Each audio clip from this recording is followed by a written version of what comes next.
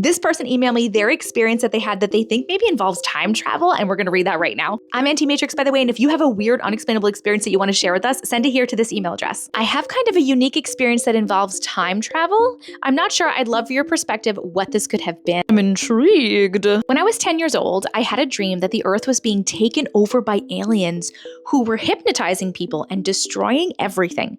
It began with kids in the neighborhood acting really strange and no one knowing why. Their eyes would turn white and they would act feral. Were they being possessed by the aliens? My parents warned me to stay in and shut the windows because these kids were going wild outside, destroying everything they could.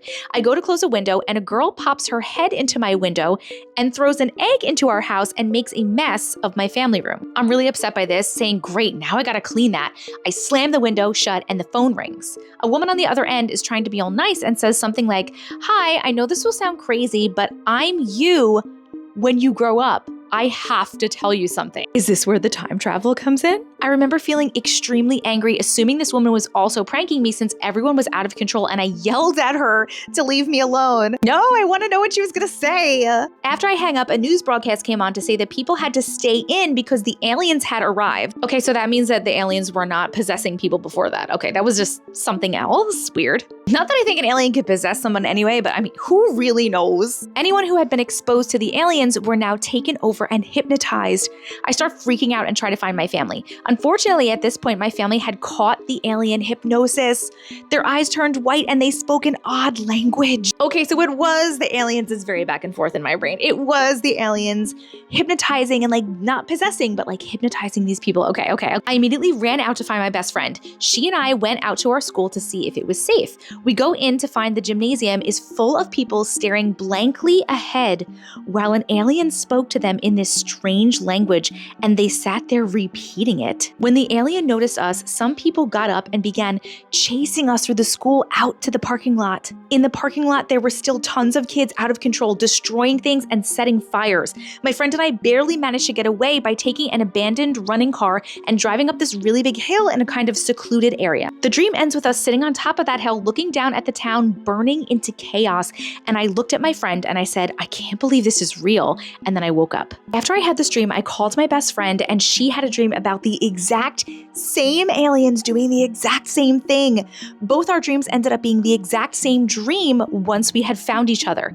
We used to talk about it all the time and speculate what that could have meant. Okay, so in my brain right now, you guys were like in another timeline because you know we astral travel when we sleep. So in my brain, you guys traveled to some other timeline, dimension, whatever universe in which this was happening, and you both experienced it together, which I don't know why you experienced it together, but that's really cool. Let's keep going. Cut to 2020, when the world went into lockdown, I had the same dream again, except now this time I was in my 35-year-old body and I knew I had to warn younger me about what was coming.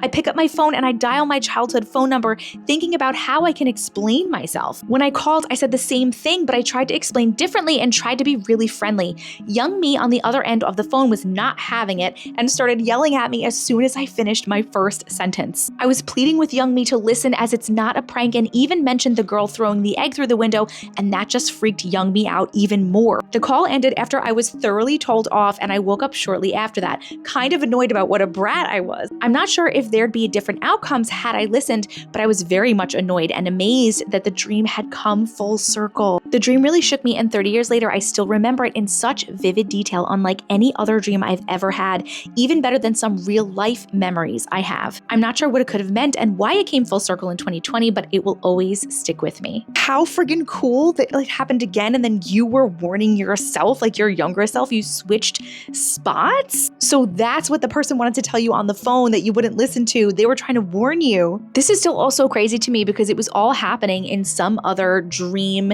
dimension or timeline or universe, but you were both there. So both versions of you, the young version of you and the older version of you, were both in that universe experiencing the same thing at the same exact time. That's okay. So then it must be one of the dimensions that's like time doesn't exist there. You know what I mean? I hope I'm making sense. This was really cool. Thank you so much for sharing. Let me know what you guys think in the comments.